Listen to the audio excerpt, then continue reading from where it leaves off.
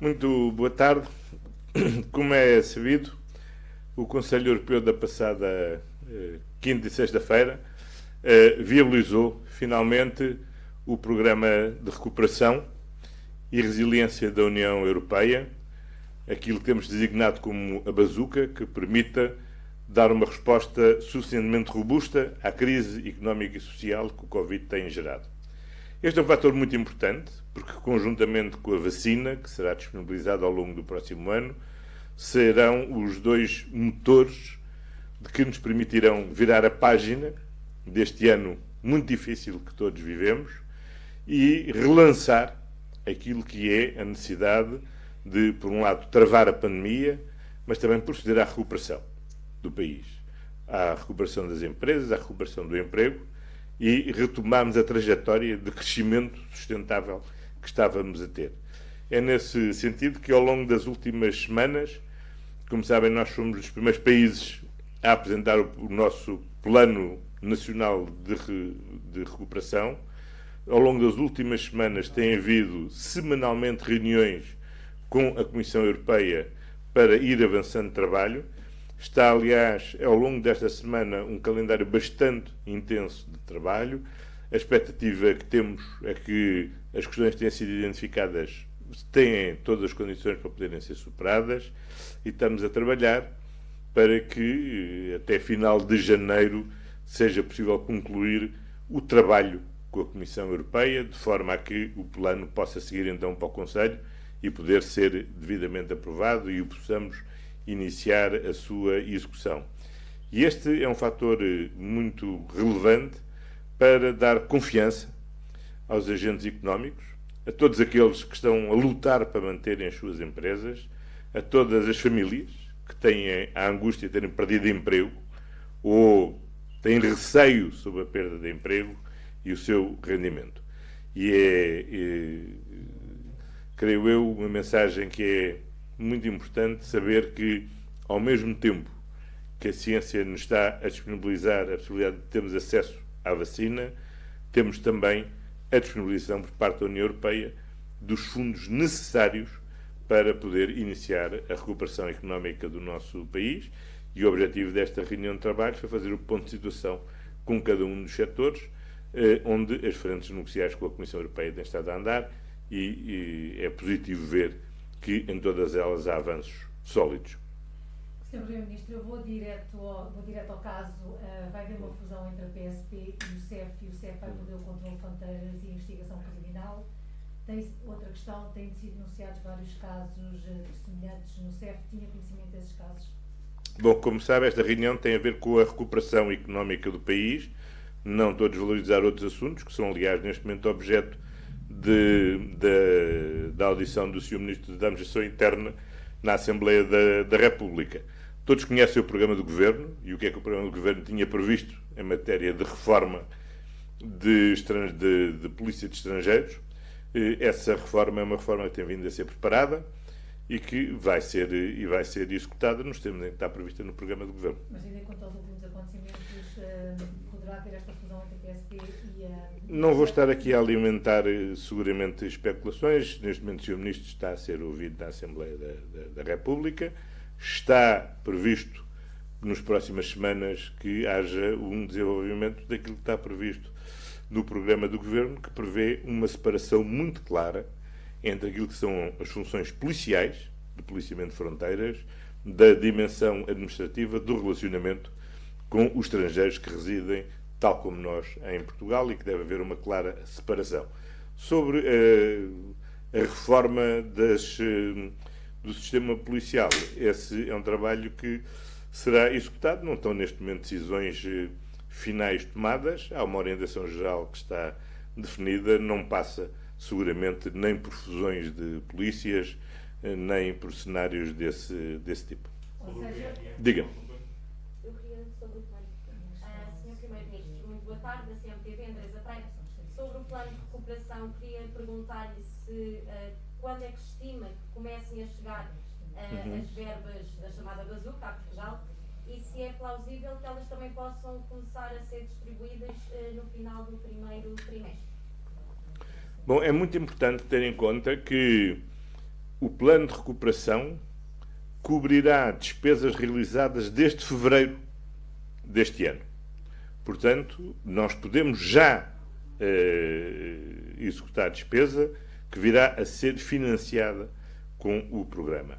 Até agora temos sido prudentes, porque havia um fator de incerteza, que era, seria ou não seria afinal aprovado o programa. Hoje sabemos que o programa está aprovado e estamos agora a fazer a negociação mais fina. Pode haver problemas de elegibilidade desta ou daquela despesa, mas quanto ao essencial está definido. E, portanto, toda a gente conhece o programa, sabemos que ele está inspirado e se ancora na estratégia de longo prazo que o professor António Costa e Silva desenhou. Terá que ser articulado com o próximo programa financeiro do Portugal 2030 e, portanto, é este o momento dos diferentes agentes económicos se concentrarem no desenho dos projetos que pretendem ver financiados, de forma a que, assim que as verbas os regulamentos estejam aprovados, se possam arrancar. A primeira prioridade da nossa presidência, como temos dito, é precisamente a recuperação económica do país, da União Europeia, o que passa por concluir a aprovação dos regulamentos no Parlamento Europeu, aqueles que ainda não ficarem finalizados na presidência alemã, a aprovação dos diferentes planos nacionais de recuperação, e também desde logo do nosso, de forma a que, assim que possível, as verbas comecem a ser disponibilizadas. Mas, repito, este programa permite financiar despesa realizada desde fevereiro de 2020 e, portanto, é possível, não há nenhuma razão para retardar os investimentos, há todas as razões para acelerarmos estes investimentos, porque é fundamental dar uma resposta tão robusta quanto possível à crise económica e social que estamos a enfrentar. Sr. Primeiro-Ministro, boa tarde. Falou da vacina que deverá chegar. Há notícias hoje da pressão que a Alemanha está a exercer para que o processo de acreditação, de certificação desta vacina seja mais rápido. Acredita que poderemos ter vacina ainda antes do Natal? E pergunto se mantém a expectativa de que não haverá uma corrida a nível europeu para cada país ter primeira vacina e que todos serão tratados da mesma maneira? Vamos ver, todos nós desejamos que as vacinas sejam aprovadas o mais rapidamente possível. Tem havido uma coordenação muito grande entre todos.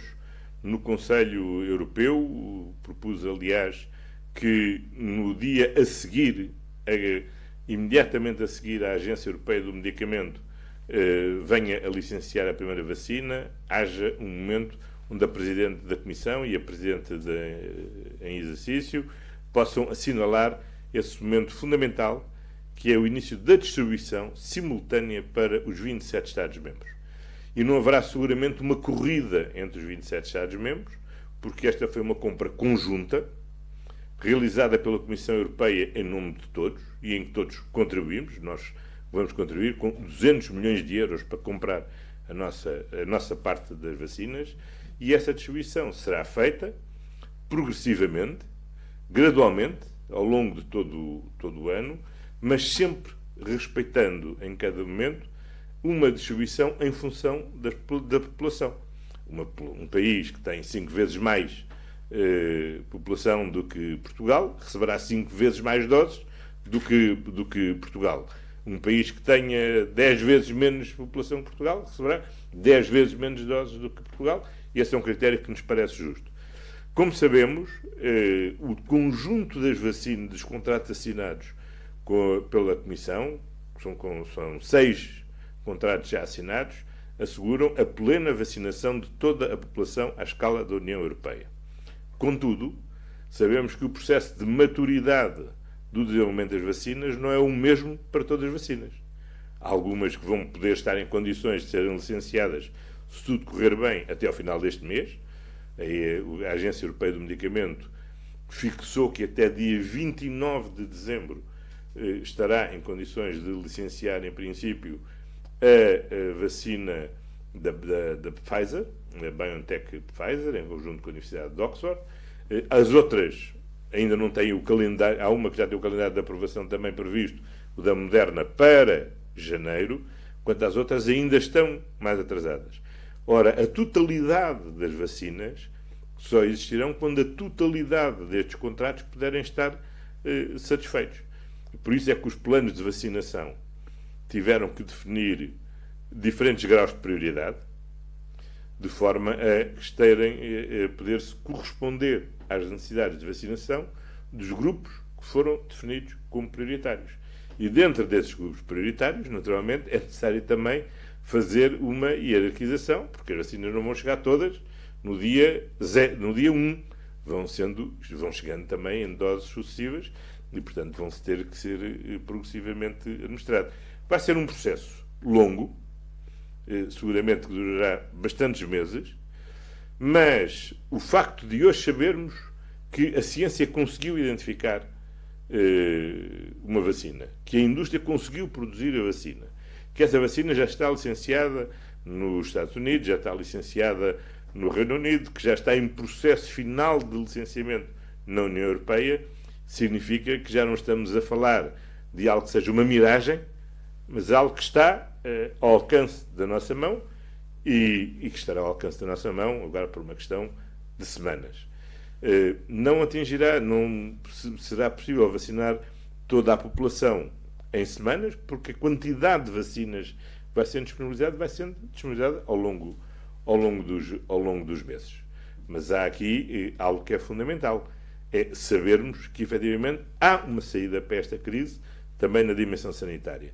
Sabendo também que temos, por outro lado, o programa de recuperação e resiliência, podemos também acreditar que, não só do ponto de vista sanitário, vamos ter uma saída para a crise, como vamos ter também um instrumento muito importante para combater a crise económica e social muito profunda que, entretanto, todo este processo da Covid provocou. Sr. Primeiro-Ministro, lamento, mas é incontornável o tema do momento e permita que eu volte então ao certo. O diretor da polícia da PSP foi a Belém, aparentemente sem que tenha dado nota disso à tutela. Isso não é uma desautorização da tutela. Por outro lado, pergunto, Sr. Primeiro-Ministro, peço desculpa só para concluir a minha pergunta, considera de alguma forma que o Presidente da República se imiscuiu na esfera de competência do Governo ao receber o diretor da PSP, sem que também tenha dado nota disso ao Governo? Bom, eu não vou estar aqui a replicar o que seguramente o Sr. Ministro da Administração Interna está a explicar, ou vai estar na Assembleia da República a explicar, e explicará com todo o detalhe. Relativamente ao Sr. Presidente da República, a única coisa que poderei acrescentar é que o Sr. Presidente da República, em regra, respeita escrupulosamente aquilo que é a separação de poderes, tanto quanto ouvi ontem dar uma explicação aos vossos colegas, recebeu o Diretor Nacional da PSP numa cerimónia protocolar para lhe entrega de um livro sobre o aniversário da PSP ou algo assim do género. Quanto ao mais e quanto à reforma de fundo que está prevista, o Sr. Presidente da República conhece em detalhe quais são as intenções do Governo, porque já por diversas vezes, como ele já o disse, não tem nenhuma razão para não o dizer também, ao longo destes anos temos falado de como é que tencionamos executar aquilo que está previsto no programa do Governo em matéria de reforma e sobre a oportunidade para a execução dessa reforma. Muito obrigado. Muito obrigado. Boa tarde.